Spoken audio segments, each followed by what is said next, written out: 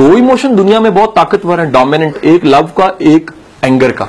ये डोमिनेंट है, याद रखिएगा। आपके ऑपरेटर कई हैं, नफ्स ऑपरेटर है, दिमाग ऑपरेटर है, रूह ऑपरेटर है। आपके ऑपरेटर्स में एक ऑपरेटर है इमोशन। लड़ाई नहीं होती, गुस्सा एक्शन कर दे, ऑपरेट कौन कर रहा होता है? गुस्सा ऑपरेट कर रहा होता है। दुनिया के दो बड़े ऑपरेटर्स में, जिसे हाईजैकर्स भी कहते हैं, एक है गुस्सा और एक है लव। अगर आप इन दोनों फायर्स को यूज करने लग पड़ते हो ना, तो जिंदगी बड़ी आसान हो जाती है आपकी। फिर काम, मोहब्बत कहीं है, उस मोहब्बत के इमोशन को काम में डालते हो आप। फिर लोग कहते हैं जी असर बड़ा है यार, मकनातीसियत बड़ी है, कुछ है जरूर जो खींच लेता है, टाइम एंड स्पेस से आउट कर देता है। वो क्या है? उसने अपने सारे इमोशंस को पकड़ के एक जगह जलाना शुरू कर दिया। वो कॉन्सेंट्रेशन स्पैन इतना जबरदस्त बन गया कि इंसान जो उनसे वो एक जगह पे रहते हुए भी कितनों को गिरफ्त में कर लेता है, स्पिरिचुअली स्ट्रांग हो गया। और रीजन क्या है? इमोशन को चैनलाइज कर दिया उसने। इमोशन डेड नहीं हो सकते, ये भी बता दूं। जो लोग गुस्से को दबाते हैं वो नॉर्मल नहीं रहते, अब नॉर्मल हो जाते हैं, चिड़चिड़े हो जाते हैं, वो गुस्सा कहीं और निकालने लग पड़ते हैं। मैंने बड़े लोगों को देखा, वो दफातर का गुस्सा बीवियों पे निकालते हैं, बीवियों का गुस्सा दफातर पे निकालते हैं। वजह क्या? ये खत्म नहीं किया जा सकता सर, दबाएंगे निकलेगा कहीं और। जब भी चैनलाइज कर देंगे ना, इसलिए कोई ना, मुझे आज भी याद है स्टूडेंट लाइफ में ना, मैंने घर में वो पैड रखा हुआ था उसका बॉक्सिंग का। तो वो हमारे टीचर थे, वो क्या करते थे, यार जिसको बड़ा गुस्सा है ना उसके पास ये जरूर होना चाहिए। इसका फायदा क्या होता है कि आप अपना गुस्सा उस पर निकाल लेते हैं, ठीक है कि नहीं? आप जिसको नहीं मार सकते उधर उसको मारते हैं इमेजिनेशन में ठीक है कि नहीं? आपके पास जब भी फायर होगी ना और पर्पस होगा, फायर को लगाओगे और पर्पस तक पहुंच जाओगे। सर गड्डी बड़ी आला है आपकी, पेट्रोल कोई नहीं है, पेट्रोल का नाम है इमोशन। इमोशन है तो गड्डी माठी भी है ना, चल पड़ेगी सक्सेस स्टोरी की डेफिनेशन पता क्या होती है? गड्डी माठी सी होती है, पेट्रोल मुनासिब सा होता है, बंदा स्टीव जॉब बन जाता है।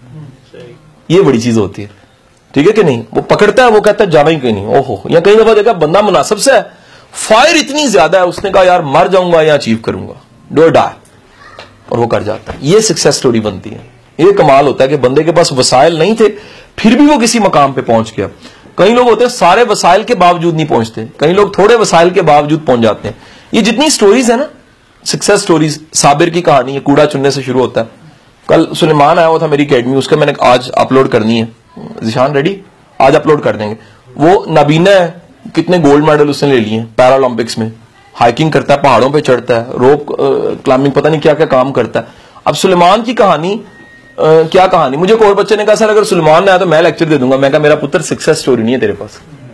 सक्सेस स्टोरी का मतलब है महरूमी की इंतहा और अचीवमेंट की इंतहा। हमेशा माइनस को देख के जब मुस्बत देखते हो कहानी बन जाती है। लेकिन जो पहले ही आगे है और थोड़ा सा आगे बढ़ गया, उसकी स्टोरी नहीं है। कहते जी पहले ऐसी शेर था, हूं ऐसी सवा शेर। नोटिस कहते पहले मैं माइनस था और अब सवा शेर हूं। ये सक्सेस स्टोरी है। सो जिंदगी में याद रखिएगा, जिन हालात और वाकयात में, अगर कई साल इन हालात और वाकयात में, तो कहानी नहीं बन रही। कहानी बनो, कामयाबी खुद ही आ जाएगी। खुद इतनी ताकतवर कहानी बनो कि आपकी कहानी बिके, आपकी कहानी चले, आपकी कहानी लोग सुनना चाहें, आपकी कहानी जो उनसी है वो। तो बड़ी एक अजीब सा वो मुझे याद आता है, यूईटी मैंने छोड़ी थी कि सब जानते हैं। यूईटी मुझे अब तक कोई कम से कम 15 बार बुला चुकी है मेरी कहानी सुनने के लिए कि छोड़ी थी क्या समझ आई? और उस वक्त मैं सबसे बड़ी गाली था क्लास में, यार ये क्या किया है इसने, नहीं समझ आई। उसके बाद मैंने को 300 इंजीनियर बना दिया उधर से डायरेक्ट पढ़ा के।